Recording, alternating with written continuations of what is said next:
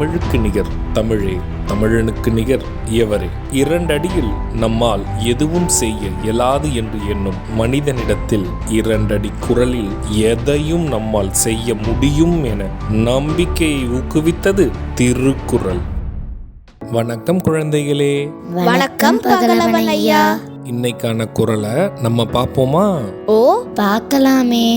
சரி, பாடத்துக்குள்ள போலாம்.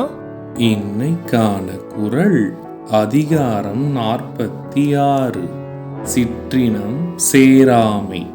குறள் எண் 460.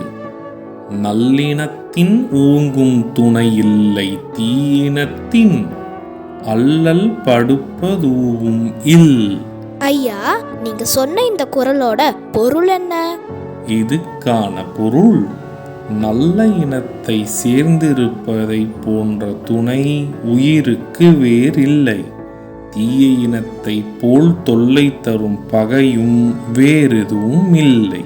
இதுக்கு ஒரு உதாரணம் சொல்லுங்களேன்.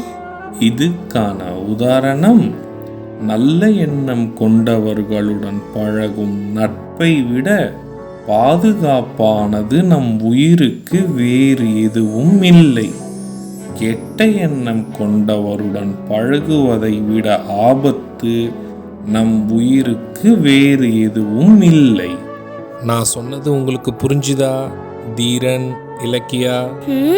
நல்லா புரிஞ்சுது ஐயா. இனி இந்த குறள் எங்களுக்கு மறக்கவே மறக்காது. சரி பசங்களா, நாளைக்கும் இதே மாதிரி சுவாரஸ்யமான குறளை பார்ப்போம். நீங்க வீட்டுக்கு போன உடனே என்ன பண்ணணும்? இன்னைக்கு நாங்க படிச்ச குறளை அப்பா அம்மா கிட்ட சொல்லி காட்டுவோம்.